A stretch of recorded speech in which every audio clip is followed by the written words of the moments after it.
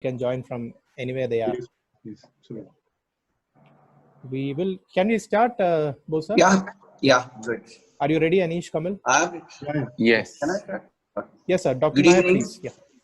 Good evening. On behalf of the World Trade Center and Indo-American Chamber of Commerce, it is my privilege to welcome all the participants for the webinar to understand the eminent speaker's view on how can marketing lead business in the new normal. I am proud to present the two eminent speakers, Mr. Kamal Krishnan, PS, and Mr. Anish Aravind for this webinar.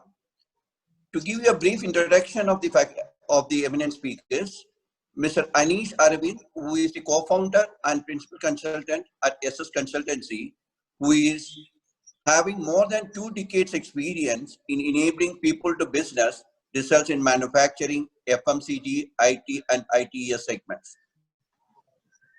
Mr. Kamal Krishnan, who is the Assistant Vice President of Times of India, who is responsible for the revenues online and offline, is having vast experience in sales and marketing. With this brief introduction, may I request Anish to take over? Thank you, WTC, for giving me and Kamal the platform and curating this interesting topic for all of us.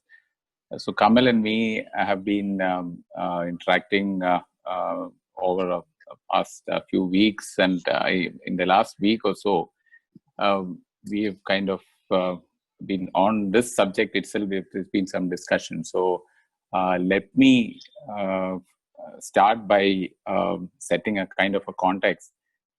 We both of us strongly believe that marketing can actually lead some of these responses, and so what we will go through now will be to try and see how these the aspects can be crystallized, and maybe then throughout the conversation, if on those points that we are bringing up, I would request the participants also to join in with their questions, so that we can make it a involved discussion. So let me bring in Kamal now to hear. Kamal, we spoke about certain aspects that COVID has brought about. Right. And one of the important aspects is about change in the consumer behavior. From your vantage point, can you, for the panelists, explain how these changes have manifested and behavior itself? And so I'd love to start off from that note. Right. Thanks, Anish, and thanks, Nair sir, for the introduction. Thanks, Vivek, for calling me in for this conversation. Okay. So in my role, I keep interacting with a whole lot of clients from across various categories. So more than me being a consumer, I think I'll rather share experience of what I gather from various clients and how they deal with their problems and issues. That would make it more summarized. So I think in terms of in management, we call the VUCA world. Where volatility, your uncertainties, your complexities, and your ambiguities. All this is actually this is a perfect time where the VUCA world is so real in that sense. Yes. So all businesses are finding it extremely hard, and because of this uncertainty and the ambiguity around the environment, even the consumers are also drastically changing. It's not the way that they used to think about purchases, or the buying behaviors have completely changed after. It's like a pre and post COVID era. Like ACE and like while we talk, like how we talk about AD and BC. It's like COVID and post COVID era. That's the kind of change that has come into this. In a broad sense, in marketing, we used to categorize products and service into various things, but COVID has brought in all these together into one basket, polarized it into two separate things within the basket, which is basically your essentials and the non-essentials, And if you ask anybody today, because of these government most of these norms, when they relax, they talk about essentials and non-essentials. So I think the entire country has started using this terminology, probably the entire world. That's how the most governing things are happening around it. So essentials versus non-essentials. And now, what is essentials? From a government perspective, if essentials were about your food and media, or a couple of things, medicines, etc., etc. But now, when the after the lockdown period started, relaxation started, we could see actually a lot more of product categories getting into these essentials because of the new norms. One classical example is, the sanitizers today. I have dealt with HUL a long time, where they were trying with all media houses how to get people to wash their hands a couple of days every day. They've been talking, discussing so many, but then it never used to happen. We might have a sanitizer at home, but hardly, I don't know how many of us use it. But today the whole habit has changed. A new category has come in, which is a very, very essential part of your life today. Similarly, a completely different product category or an essential is a laptop or a computer, a desktop laptop, whichever it is, because at home you need all your learning has started, even your work, everything is from home now. So a laptop is not anymore a discretionary product that you can have. It is an essential now. It has got into become an essential. Yes. The basic basis for all this, your internet, from a mobile telephone internet connections, it is now moved into broadbands, because your children at home need to connect online. You need to work from home. You can't depend on your mobile network alone. So you need to bring in your broadband at home. So you could see a lot of things completely changing, things which we thought was luxury or not essential at all, moving into essential things. So that way the consumers have started behaving differently. Their thought process, buying behaviors, everything has changed very, very drastically. So broadly, I would say it is into two now, essentials and the non-essentials. Okay, let me follow up on that one with maybe one of two parts. Do you think the essential as such has undergone? You did mention this initially, but can we go back and say how do you think this will progress from a marketer perspective? If we as marketers would want to look at maybe forecast where the essentials as a group will go from a consumer behavior standpoint, what do you think can be some of the some forward-looking things around because that so that we are ahead of the curve while So essentials again, while like I said, there are new product categories that are coming in today. But then, from a marketer's perspective, again, it is about be it essential. For example, let's talk about food, which is an essential thing today. I can give you a very live example which I had yesterday. I went to drove down to Trivandrum and came back. But on the way, if I typically used to stop at least two places to have a coffee, tea, and my food. In the old this time I was on the way, there were few shops that were open. But I could not find a place where I could stop and have food with all the rest.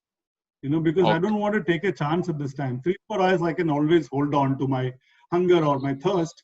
So while I was hungry, but I still thought I could not find a single space where I could, without totally relaxed, I could go sit down and have a coffee or a food.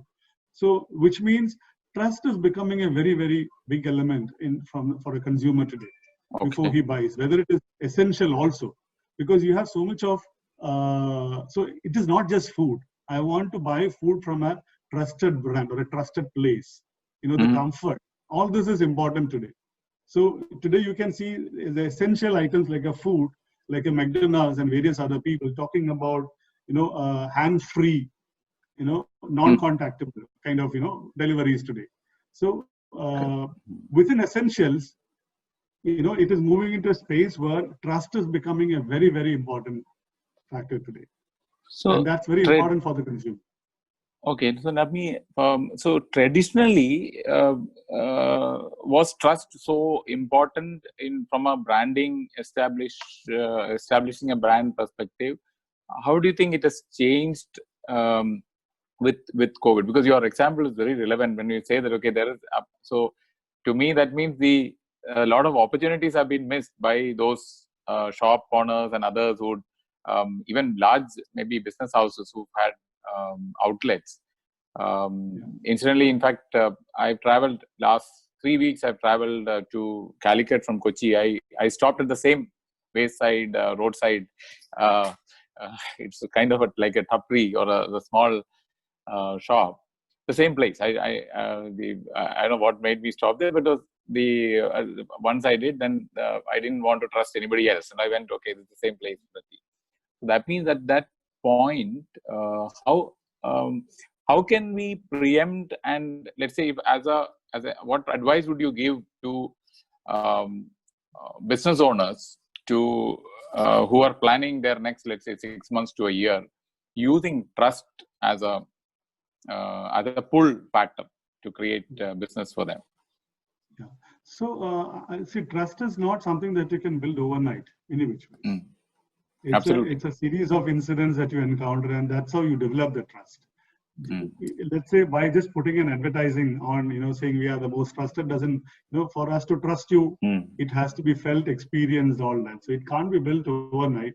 So traditional players who've been in the system for a long while, the long players in the system, they definitely stand an advantage today. I wouldn't want to take risk with somebody whom I do not know. So because the online platforms gives a lot of newcomers to come in. So that's an opportunity for some of those businesses. But as a consumer, I will still, even if I have to pay a little premium on to something, I would still go by someone who is more trustworthy, because this is a time where it is not just mine alone. It is about my family, my employees, my colleagues, everybody in the ecosystem suffers if I make a mistake today. So trust definitely, there's an advantage for players who've been in the system, who've been talking about trust factor. This is the time which is reinforcing those, the importance of those things. So as a marketeer, it is very important that you see a long term in building the trust. And this is the time. People definitely like to look at an option, but then provided you're able to build it through a series of, incidents and touch points with your consumer. Okay, so there is trust now. No, consumer behavior is going to be key here, and has there been any studies that we can refer through from the past, which you think is relevant now, and which maybe because of COVID or because of whatever, it was not so difficult earlier, people maybe did not use those studies? Has there been, from a theory perspective, do you think there's anything that we can pull out based on this consumer behavior pieces, which COVID has kind of brought, and say now we go to dust it out and bring it out? Is there something like that? Yeah, so I wouldn't be able to recall any particular studies at this point. Okay. But if you look at the good brands who are communicating with consumers, they all underline this factor of trust, which means marketers understand, and marketers basically understand the consumers. They always try hard to understand, and I'm sure all of them are doing it based on various studies and experiences. So almost every communication you'll find from good brands will underline this factor of trust, that we are safe. Okay. Now, what about, I want to bring in another dimension here of leadership per se, because the topic is saying, from a leadership development standpoint or a leadership approach standpoint, what would be your key, let's say, action points or your forecast around how leaders should look at such a scenario? And this may not be per se marketing leaders alone, but I'm saying generally business leaders overall, who would then be the ones who will be designing from where the marketers can go in a specialized manner for the, let's say, behavior. But overall, from a leadership, what's your take in this? If I understand the question, correctly, Anish, I think it is the context that we are in today. Where there is a lot, like I said in the beginning about the VUCA world, a lot of uncertainties, ambiguities. Yes. Businesses are not very sure. Can I do something? Can I invest? Can I make an offer today? How would be the response? Will it give me ROI? the 101 questions, and they're not very sure because none of the older metrics none of the older data is helping us today. You can't base your, a discussion based on your past historical data because the scenario has totally changed in most of the cases. So then what happens in such a situations? It is definitely the leaders who have to take an initiative. We are all into business. We all need the economy to revive. As consumers, we need to happily make our shopping, much more pleasant. We need the best of offers. So summer, and we are all not sure. We are all waiting. We are all waiting for someone to tell us it's okay, go ahead and buy, or it's okay, go ahead and put your offer. So there is ambiguity all around. So even if you look at Kerala, for example, the lockdown has been a lot of relaxation has come into place, but then you see it is not really taking off. It is very slow. The pace of the activities in the economy is very, very low. So it is here where the leaders need to step in. So if you look at, I know for a fact in Kerala that, let's say one of the biggest categories that work in Kerala is your jewelry, retail jewelry clients. Yes. Or your consumer multi-brand outlets like your large multi-brand outlets like your Nandalats and your Bismi and those kind of Viveks and Bombay, etc. So what they all did was they understand this fact that someone needs to step out and start showing the way as a leader.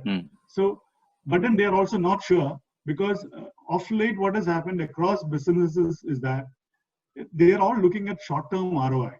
I put an ad, I do invest into something, I need the results to be known immediately. That waiting period is not there for any of the businesses today. So in a scenario like this, it is very difficult to expect such ROIs, such responses to happen. So one need to consciously start building it up.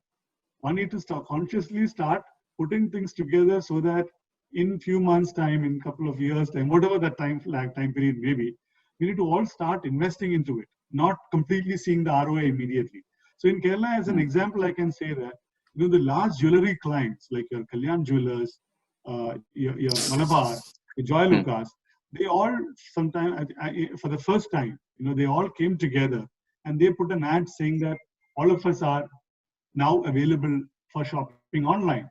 During the complete lockdown time, they came together. The common theme of advertising which said, we are available online. Login. So efforts with all the multi-brand outlets, your phone companies, retailers, they all came together and said, our shops are open online. Please come. Online, I think they even went offline when the relaxations opened up. So we could see large players coming together, taking the leadership stand, getting the market activated, exciting the consumer with offers. So such steps are very, very critical in these kind of times. And as a publication, as a media house, if you look at not just Times of India alone, a lot of the large leading media houses today are trying a lot of things in the respective markets to bring back the economy to shape. Okay, so we'll come to media separately a bit while. I want to stay with leadership one more bit for a while. From your vantage point, from a nation leadership perspective, not from a political part, but from a economy rebuilding perspective, are there some signs that you're seeing which marketers can pick up and use as a kind of a trigger to, or while designing marketing campaigns, which are aligning with those things that you mentioned, trust and consumer part? That's So, I'll give you a context. Let's say, the piece to clarify the question is like, say, Germany, what they've done around getting back their the football league.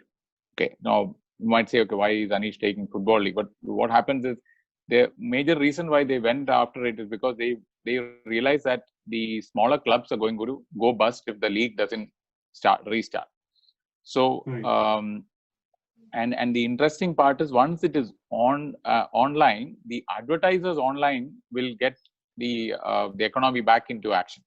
Because of course there's no spectators going to see the plays, but the live audiences on the screen will pump up advertising revenues, and that means the clubs will get there. So from your vantage point, what are some of the other things like that which we in Kerala and maybe the companies around from a marketing perspective can emulate or bring up? Yeah, so yeah, and just to answer you from a broader perspective, there are political situations which have used various contexts, local contexts to, cultivate certain habits. Like you said about the German experience. Similarly, when I forgot the name of the movie, there was when Mandela took over, the difference, the apartheid still continued. The difference between blacks and white still continued as a culture in the system. It was not they were not able to agree to it. So yeah, it was ages realized, because yeah, so he realized that rugby was one big thing, which brought people in, and he created a story around it. He made a lot of efforts. So people were really making fun of him, saying that, okay, why this man is getting into rugby versus you have bigger troubles on the other side. But then I think that was a classic case study where, political, cultural changes can be brought in with a sport. So similarly, in India, you have a great platform which has been used for these kind of, which is your IPL. Unfortunately, IPL, they're not talking anything right now. So yes, for whatever reason, we don't know what that is. But then I'm saying, but that was a great platform. That was cricket as such is a great platform, like Germany's would have been for football. Yeah. So I think that we touched that part. So similarly, so something else that we discussed on, if you we'll come back to leadership in a bit. But if I get to what do you think the consumers are expecting some of the brands to do? Have you in the last 4 months or so, 3-4 months, got some insights on what? I mean, I'm sure there will be. What do you think they are saying? What are they expecting brands and marketers to do there? Yeah, so Anish, I think we have to be very optimistic in the sense with the consumer also, because during this time of COVID, there were different phases where the kind of the behavior, the consumer behavior has gone through. In the first phase, when this COVID was announced, everybody was into getting their, building their, inner strength, in terms of improving the resistance. So suddenly we saw people starting to take vitamin C tablets, that hydrochloroquine, whatever that, the malaria. Suddenly so people were all into trying to build their immunity systems. That was the initial phase. Then it moved on to, and then, once the real lockdown started, people got into a little bit of panic mode in terms of picking up essentials, right? Where the non-essential or your discretionary things were kept aside. That didn't, we said, no, not now. Right now, let me go pick up my rice and other things, basic things.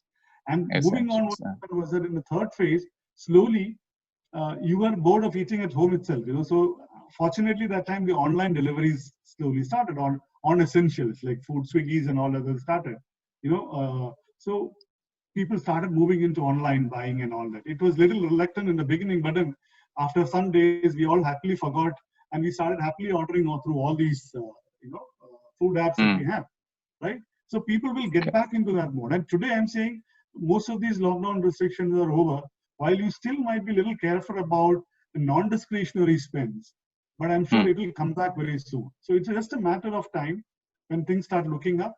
People definitely have a doubt whether to spend for certain things now or later. I'm sure as the activity starts, economic activity starts, and things get back to normal, consumers will come back.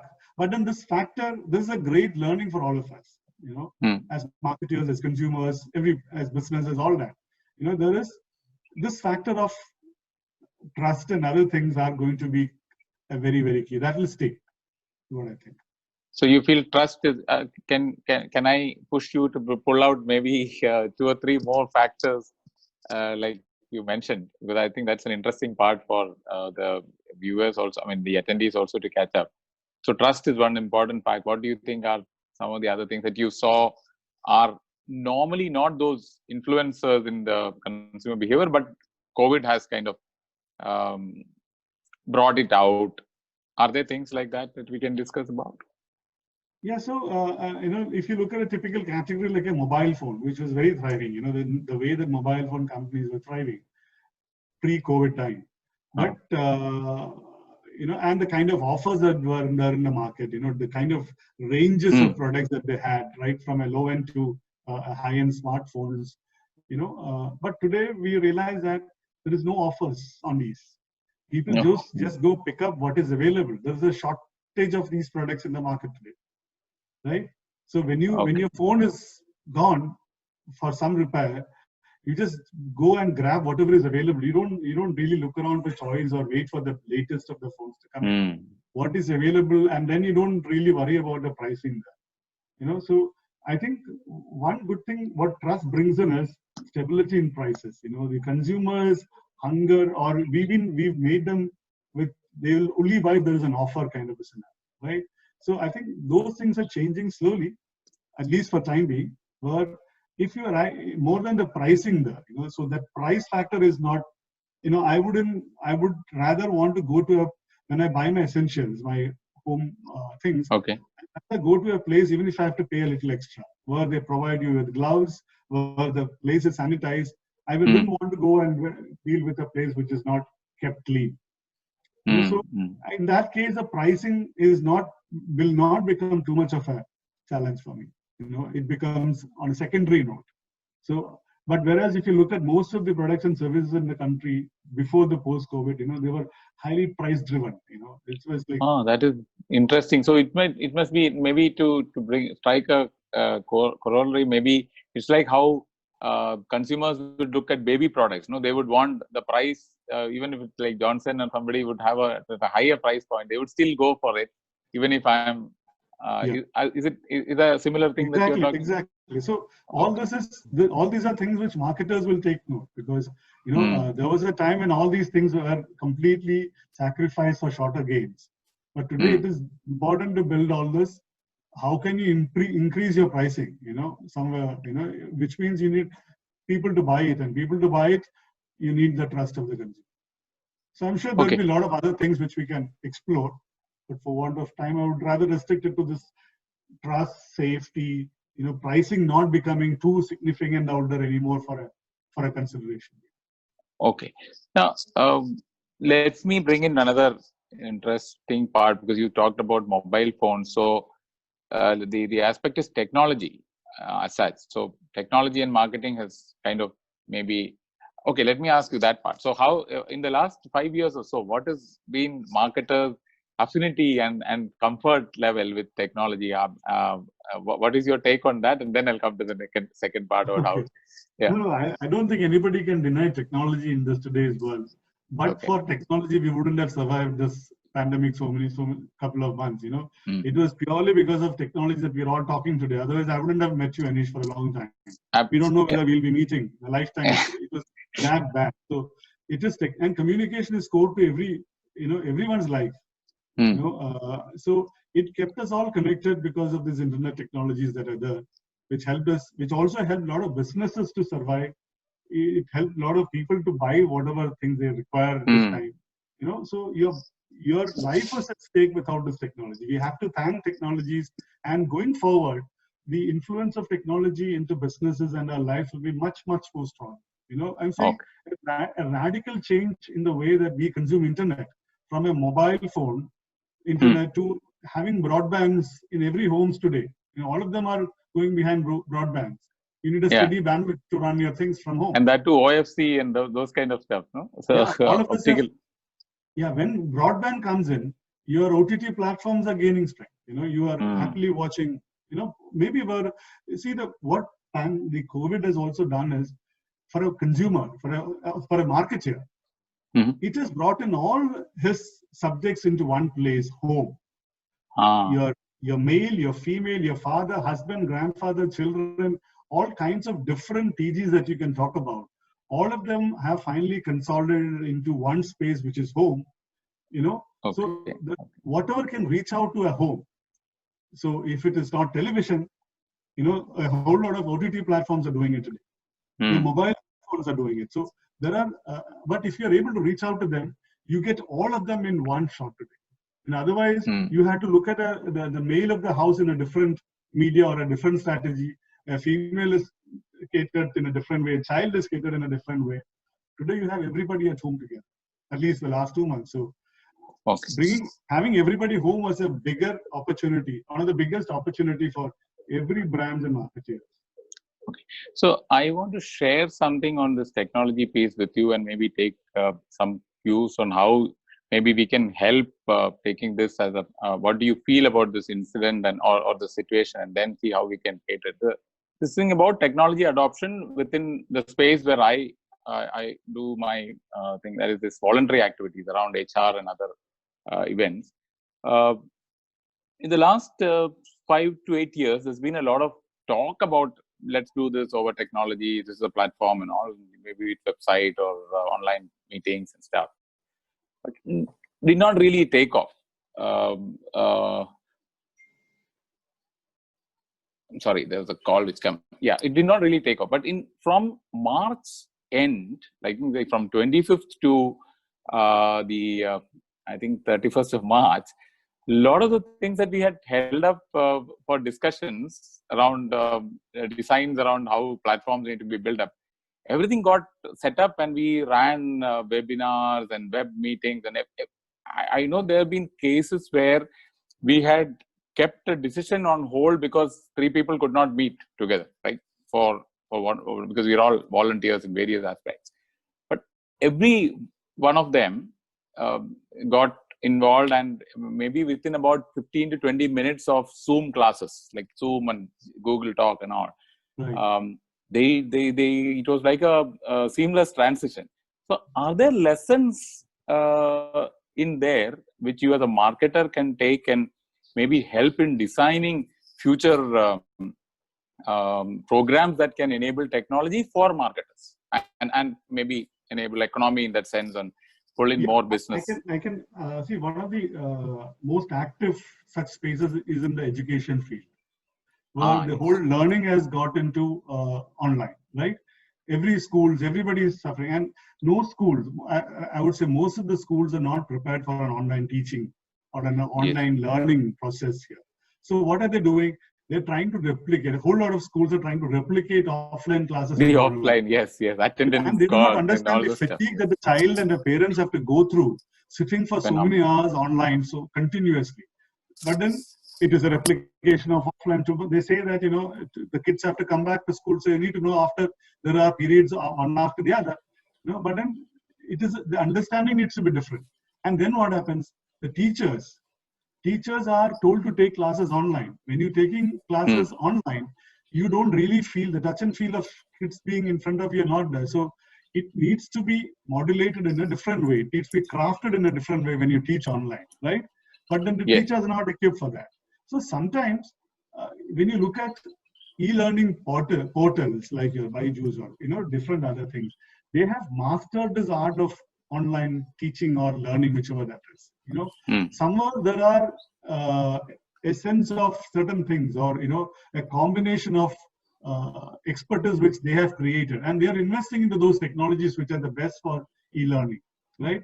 How much of a school can invest into technologies like that? How many schools have the bandwidth to invest into investing into those technologies, into creating individual products? So there is definitely a need for, in the field of education, somebody who can create an e-learning portal which can be used by the schools and other educational institutions to teach their own students. So mix of online, offline, whatever that is.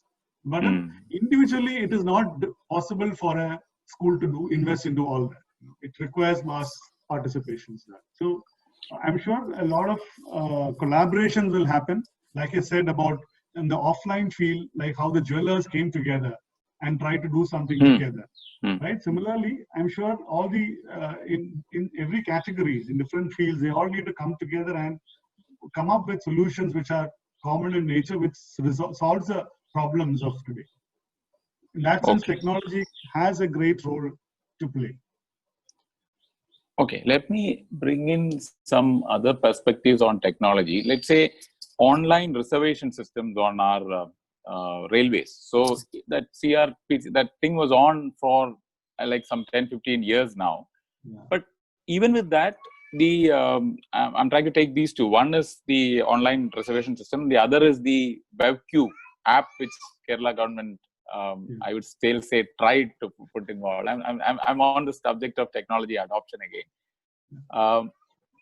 So because so my take is that the reservation system was more of the kind of upper class kind of thing. No, the low second class tickets, although it was reservable, but not many takers were around on that. Whereas BevQ, if it was done well, I would say we could have covered the entire spectrum of people. So that was an opportunity. That means technology. So I remember the online banking thing.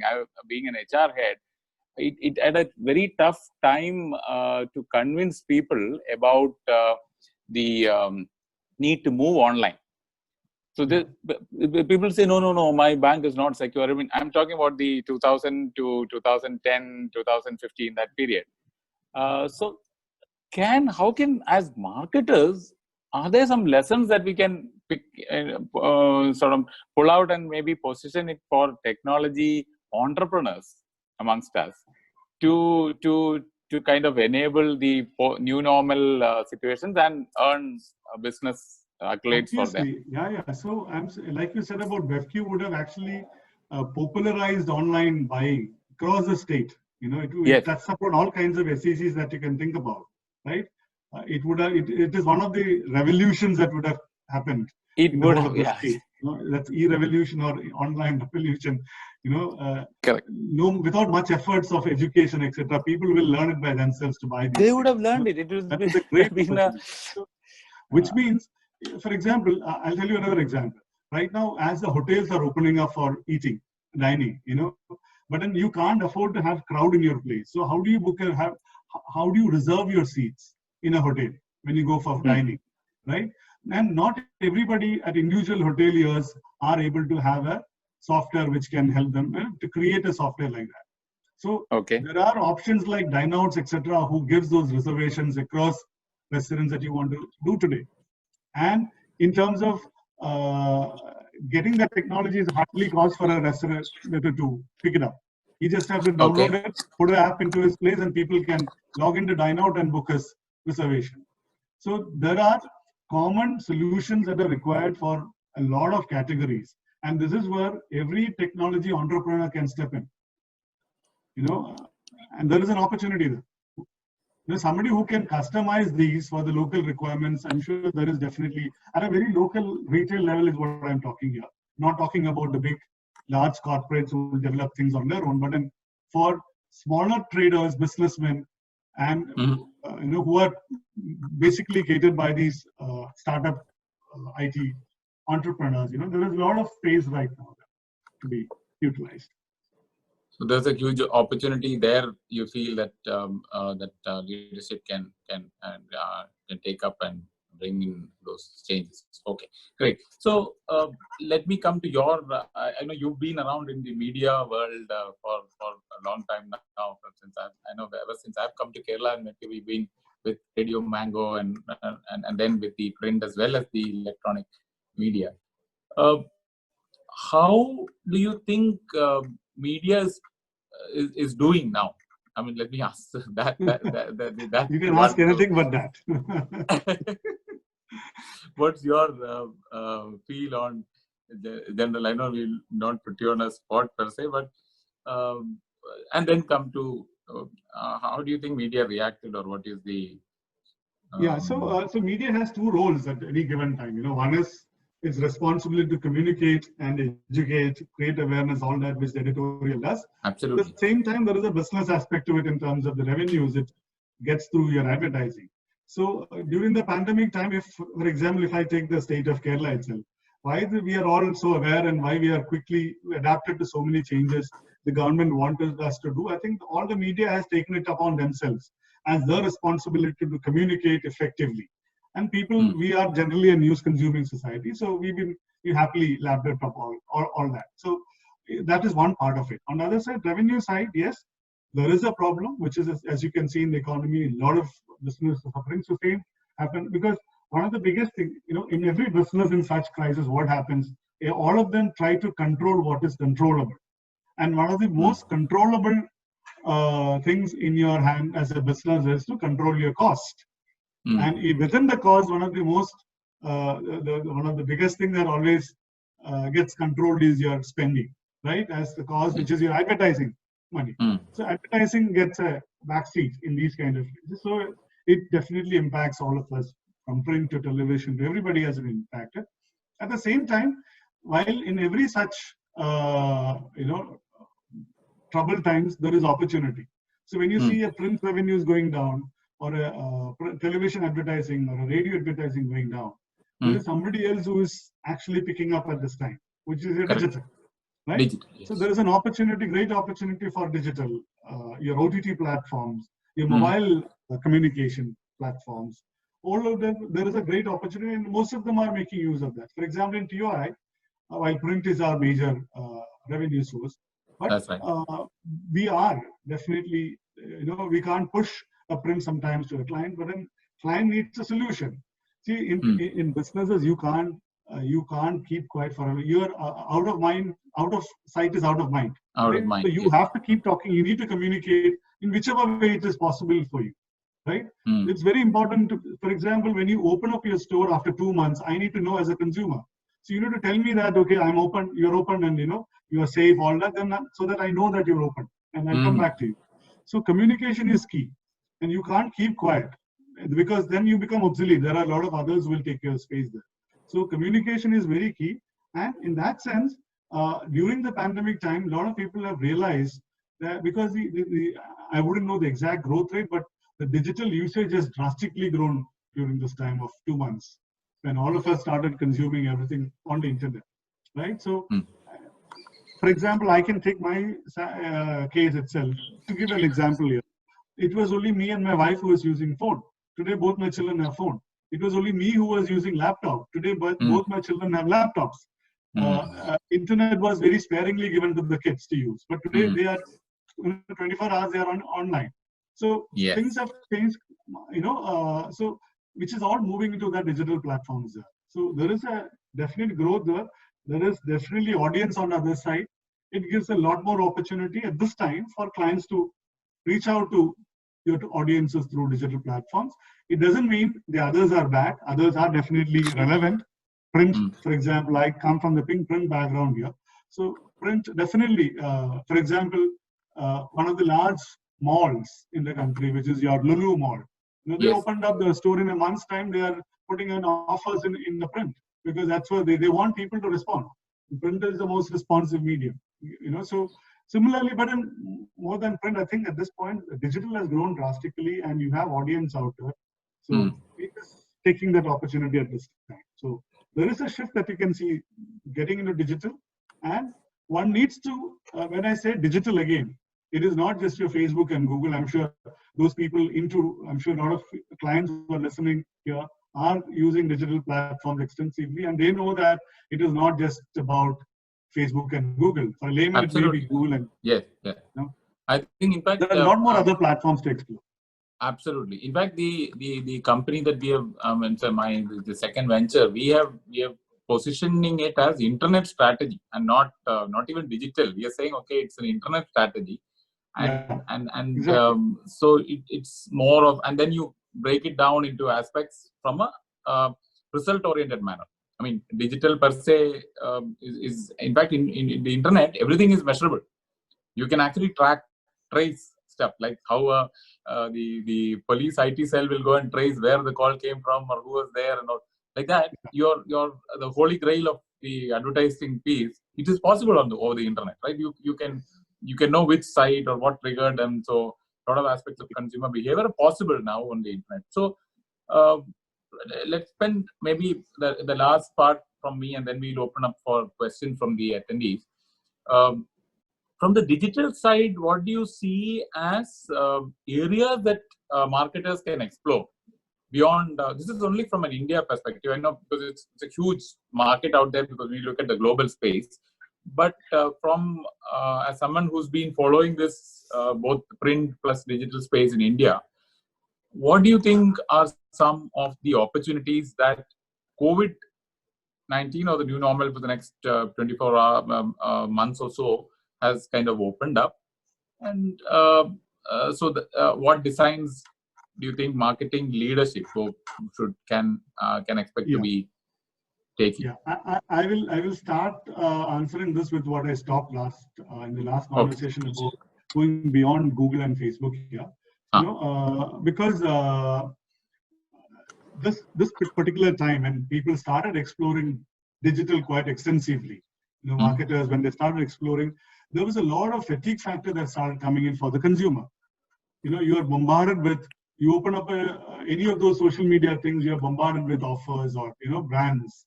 So then you tend to avoid it when it is too much of an intrusion into your space, right? So which made marketers to think about what are the other options to, what are the other possible ways of reaching out on the digital space. So OTT platforms started, they started getting into sponsoring or devising a lot of creative ways of utilizing the OTT platforms like Netflix, Amazon, etc., MX Player. And then there are a lot of other independent, apps like your Spotify, which is, music goes across ages and, gender, everything, cuts across every kind of SECs that you can think about. So Spotify, in India, you have, Times of India has this music app called Gaana, which is the largest in the country today. So people started getting into those specific solutions on the digital platforms, which are not always a broad-based thing. You could actually pick and choose very effective digital formats. For example, there is a small mobile community of working housewives in the country. It's called Unimo. It's called Unimo. It's not too many numbers.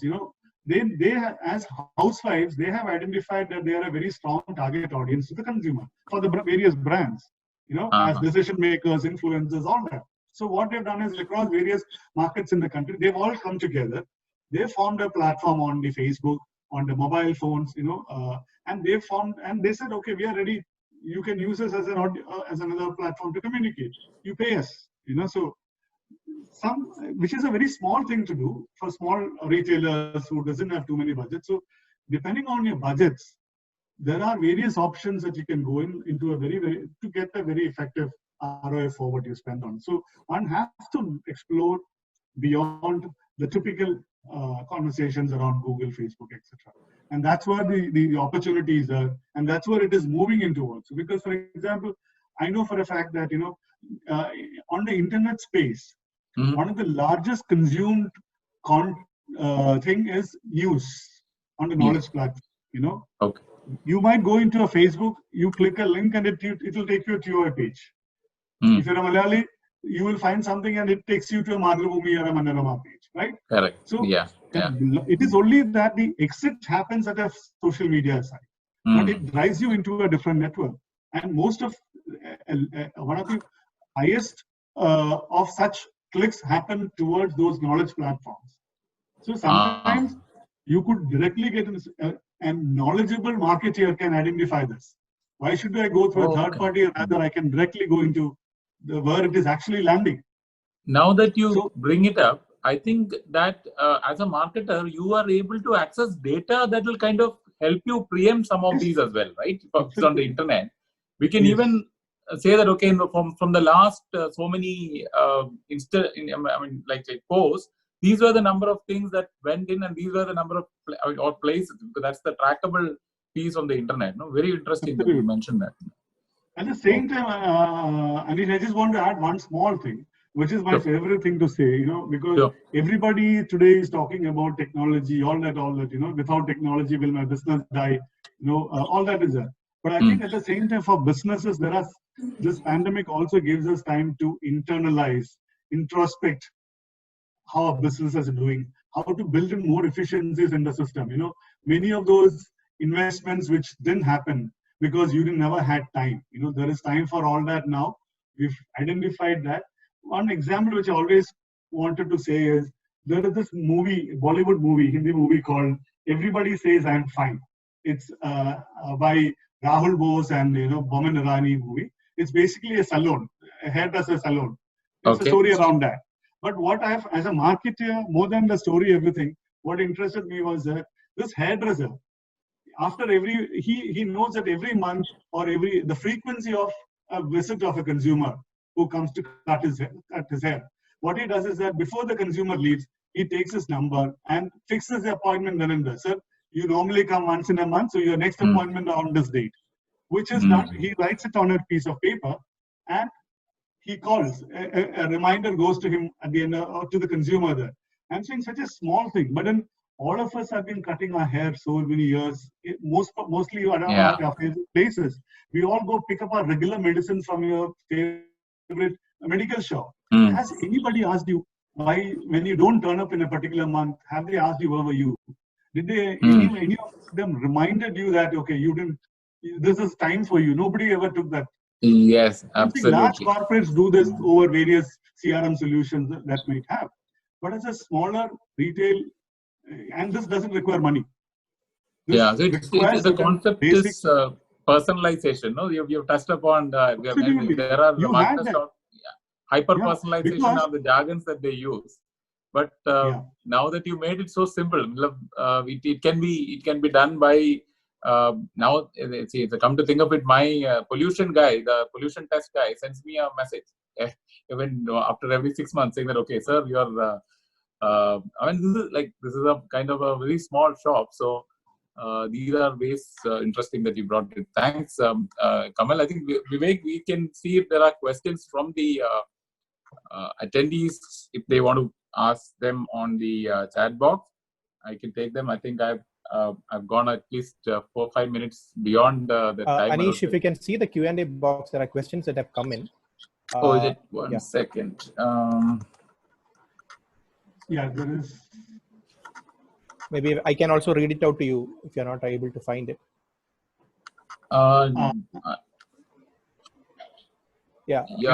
Okay, the first question, what are your thoughts on mindful marketing, especially in a crisis? Yes, please. I can't see it for some reason. It's an anonymous attendee. To the anonymous attendee, this is one example which I ended with. There are so many things that we can actually do in a crisis. It makes us to sit back, understand our own efficiencies and inefficiencies, remove all those, and this is the time. We have time in such crisis to think about all this, invest that time into it, and that will bring you more clarity as to, because when will pandemic get over, although when will the economy revive, all these are questions which nobody has an answer at this point. A lot of guessworking that will happen, but then beyond that, I think as mindful marketing onto a business is to introspect, internalize our own efficiencies and inefficiencies and control those controllables and keep ourselves visible to our consumer all the time. Do not, disconnect with your consumer at any given time. Those are a few things which I can think about. Okay, so I can. So the next question is from Bharat Rane. So he wants to know, post-COVID, what are the prospects for textile industry apart from the PPE product? Okay, Rane, in terms of textile, I'm assuming that you're talking about large textile showrooms, or I don't know whether you're talking about the produce of textiles, which is the raw materials of your yarn and handlooms. I'm assuming that it is about the large textile showrooms. In fact, in Kerala, we have such large textile showrooms available, like your Swayamvara Silks to, Shimatis, and all of them are at this point, I think they're all going through tough times in terms. I've been connecting with all of them. And honestly speaking, at this time, till the relaxations are in place and people comfortably start getting into for example, the restrictions when they have to open up is that you can't try your clothes in a shop. Only so many people can come into a shop. It affects, at this point, it is more of problems that we can see on that area. Most of these stocks they have collected and kept, they are undergoing, if you don't use it or sell it, it'll all become bad. They can't be reused at all, or then they can't be sold.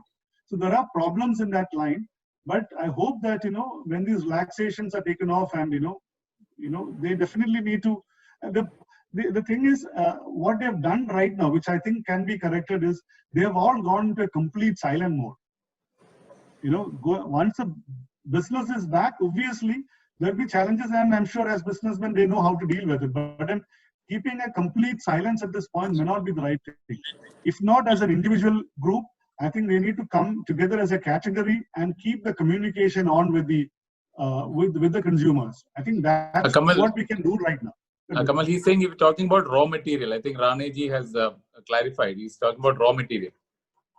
Yeah. So if okay, raw material. Again, raw material alone doesn't make sense unless it becomes a finished product there. So it is a chain of things there. So the COVID is also actually giving spaces for a lot of entrepreneurs to come up with shops where they don't need physical shops. You know, so you could see a lot more boutiques and fashion designers opening up virtual stores. They can do it today, and they need these. But then, to what extent are they consumed? The quantity, all that is questionable. I think so. For textile industry, in that sense, there is a problem which I see right now, and my conversations with the owners of they are also in a flex at this point. So we'll have to wait and see how that. I will not be able to give a correct answer to you, Rani. Okay, there's a question about digital marketing part. 1 second, let me.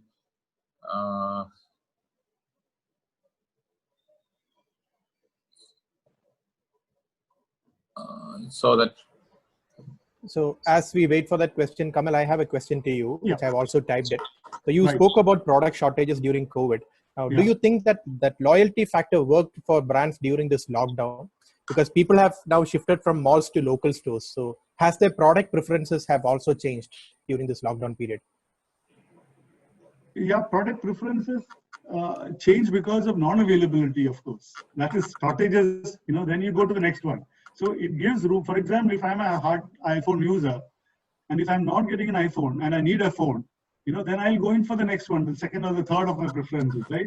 So otherwise, given an option, if all three are there between iPhone, Zandy or Samsung and everybody else, I'll still go for my iPhone. But then non-availability can shift me to the next trustable brand, which I will think about, which could be the brands that I know as, which I could, like a Nokia or a Samsung or any of those, including those Chinese brands, which a lot of people buy today. So shortages definitely can change preferences, but again, familiarity matters in terms of your preferences to buy what is the next one. Thank you.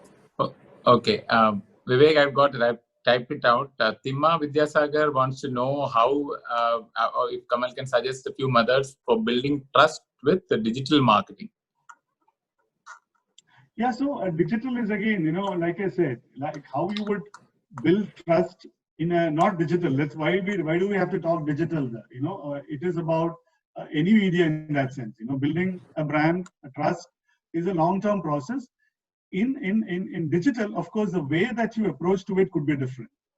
For example, which is why I actually, even before COVID times itself, internationally, if you look at large players like HUL, P&G, all of them have considerably moved their advertising from product to contextual advertising, which is, sometimes social advertising, you can call it that way. So, you for example, during this crisis of COVID, if you say that your soap is best and better and all that, it may not go well with your consumer because his mindset is different.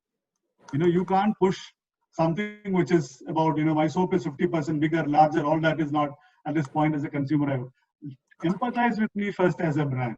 So on the digital front, advertising, unless your creative is so eye-catchy, innovative, there is always a tendency to ignore it or not go through it, because viewers have an option around that. So typically what a lot of brands today are doing is that they are doing a lot of contextual advertising. For example, with COVID, they will connect with a social cause. They will. It's more of a story. It's more of a storytelling, and the brand gets associated with it. So on digital, apart from various other, I would say it is similar to what we would otherwise strategize on other media too. But then, in terms of the content plays a very, very crucial role when it comes to digital. So how can you create content that grabs your attention? That is connecting your product and the content that you're talking. In what context are you placing it? So all that is certain things that you have to definitely look in terms of the digital. Okay. So you can see a lot more moving from brand or a product thing into social or societal advertising. on the digital. Shaktivel has two questions. Can you tell what are the other platforms apart from social media and Google, and what is the reach that specific apps like Spotify get, I guess, and how targeted audience are reached? Yeah, so Shakti, I think I've already answered. I've given a lot of examples also around that.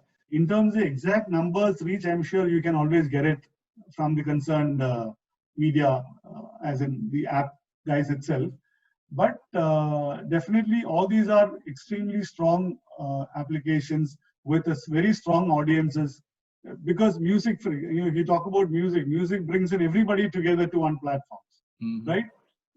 And they kind of customize it for you based on your mood, your likes, the time of the day, all that. They make it the way that you would have thought about. They probably come up with albums which surprises you pleasantly. The kind of songs they choose. The kind of they also take into consideration your behavior when you come into Spotify. What are the kind of songs that you listen to? Based on that, they will collect the songs and create albums for you, right? So as a product, definitely it has got great reach. Spotify is the largest in the world in terms of music apps. In India, Gaana is definitely the #1 in music app. So, and they have definitely a large set of audience. The exact numbers you can definitely get it from the concerned parties. Okay.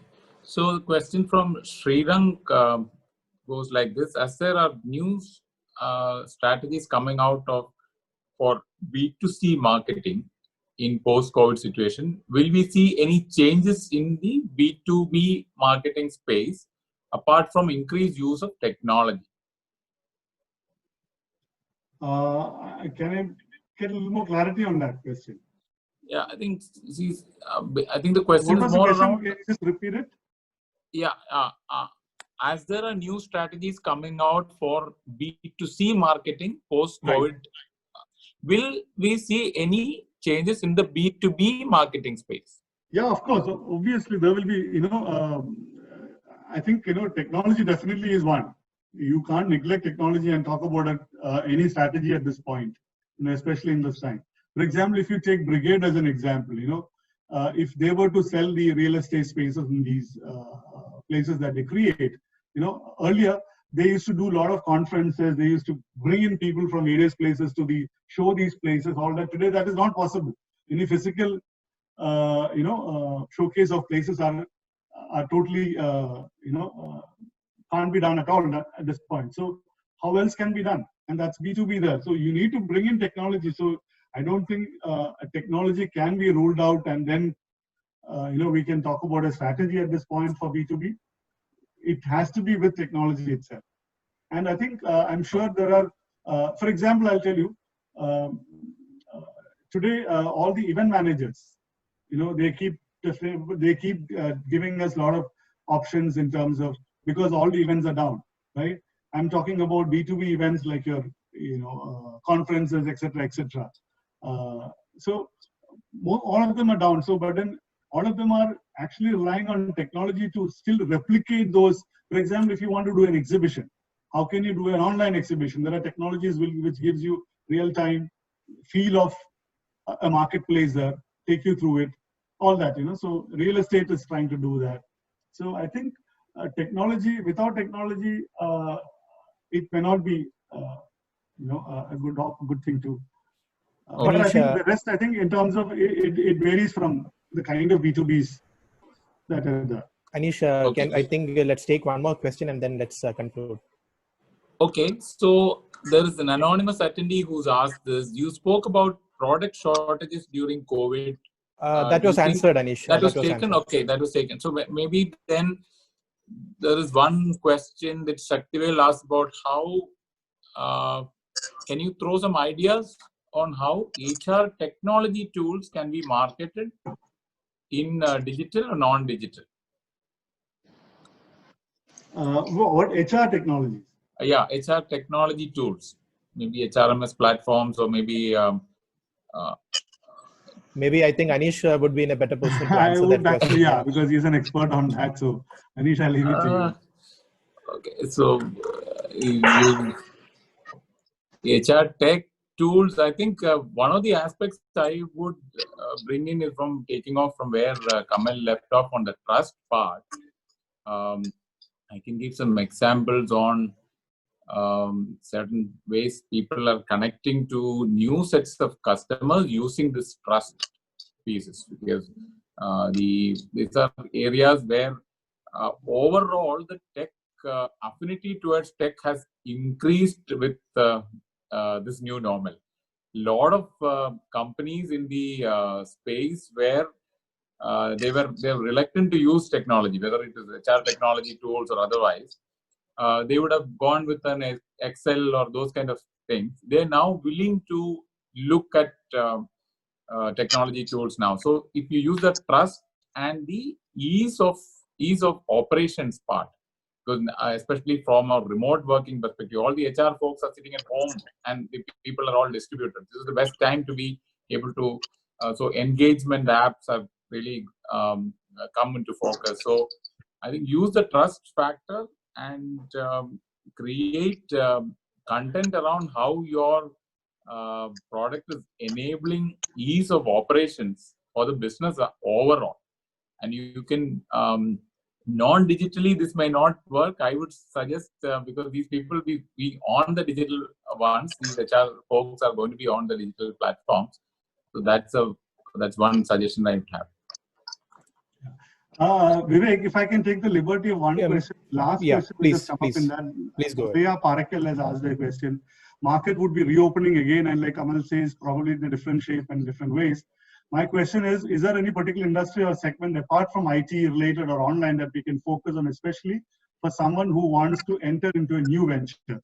What would be your advice to them to look after before they enter a new business, considering any future outbreaks or a natural calamity? Okay, that's Good something question. interesting, which is why I thought I'll pick up. Good question, yes. Today, the central government has announced this thing called the Vocal for Local, right? So, which opens up a tremendous opportunity for local people to start. All the local entrepreneurs who are looking at opportunities. I'm sure there'll be a lot of support which comes in from the government in terms of grants and various other supports. One of the things I can think about, connecting with the outbreaks and natural calamities, what we've all realized is that, in such calamities where logistics are getting a breakdown, connectivity becomes a problem, availability becomes a problem. It's about self-sustainability. I think vocal through local is in that line, but at a very, very localized space, at a very personal space. Think about one area is something which a lot of people are getting into is farming. I'm not saying farming at a very large, extensive farming. Even creating kitchen gardens which can take care of your home requirements. You have a small kitchen garden, which and this kind of calamities, outbreaks, you can take care of yourself without, completely depending on things. So from a kitchen garden to a moderate farming measures to large farming measures people are something which can definitely help anybody. And there are a lot of supports and things which are coming into that space from the government side. So people who are interested can definitely look at it. Needn't be as an individual. You can get into this as groups, share cost, get expertise, get grants, supports, etc. And that will be something which all of us at any given time need, so that will survive. There is no scope of failure out there. This is what I think.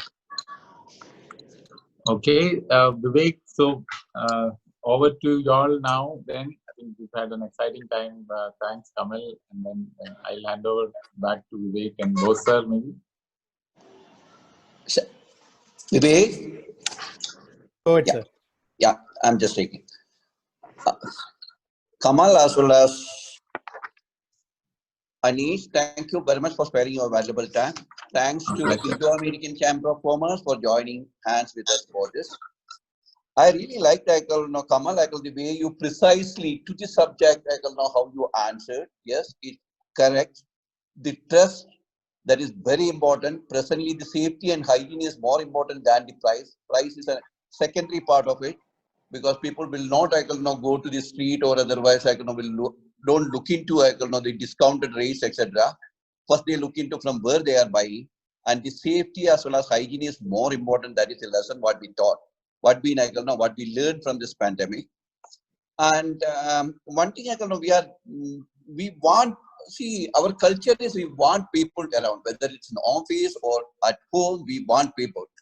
That's why we are not really taken that online business or accepting things, I can know, buying it.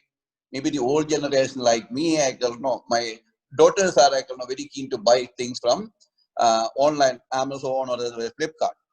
But the thing is, I can know, we have a habit of touch and feel. We want to see the things.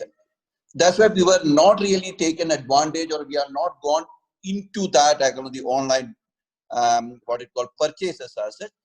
But at the same time, we are not pre-COVID to, we were not behind or not taken a backbench on IoT, because we were really, I can know, doing very good in IoT. That was one of the reasons, I can know, when this pandemic part of it, this if you take it, or floods, during that flood part of it, really we could save a lot of, I can know, life as well as, I can know, assets.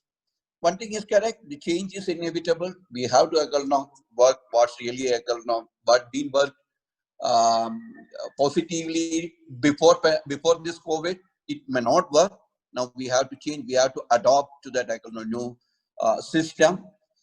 E-learning is a very interesting part of it. We have to, I can know, even the management institutes or otherwise, I can know, the school, everyone, I can know, the education system will have a major change. They have to adopt to e-learning. Yesterday I was just talking to one of my batchmates, I can know, because now earlier, if you look into the teaching profession, they feel like, you know, they are the, they are the, what it called, they are really a teacher, or otherwise, I can know, whatever they say is they correct, and the students or whatever the age group maybe, they have to listen to, and they were very good in the classroom teaching. Presently, you have to, I can know, adopt to, or you should learn, they should become a student to learn the, what it called, the online or this e-learning system, how they can present well without being in the classroom. Communication, yes. What to be communicated, precise, maybe the content is very important. Of course, I can know, maybe the picture or the this one, it should, I can know, convey the meaning, but the content is very important. What we propose to convey the message to the consumer, that really, I can know, lead the consumer to take a decision at a shorter time. Overall, it was a very good session. Thanks, Mr. Anish. Thank you very much, Kamal, I can know, for addressing the audience. And it was a very good session. Thank you, Vivek, for coordinating this program. And luckily, there was no, I can know, technical glitch too. Thank you very much. Thanks, Sujata, for joining, I can, from Indo-American Chamber of Commerce, for joining or partnering with us for this program. Thank you very much. Thanks, everyone. So much, sir. Thank you, Kamal, Anish. Thanks, everyone. Thanks, Bye. Vivek. Have a nice week. Thanks, Vivek. Thanks, Anish. Thanks. Thank you. Thanks, everyone. Thanks a lot, Kamal. Everybody. Bye-bye. Have a nice evening.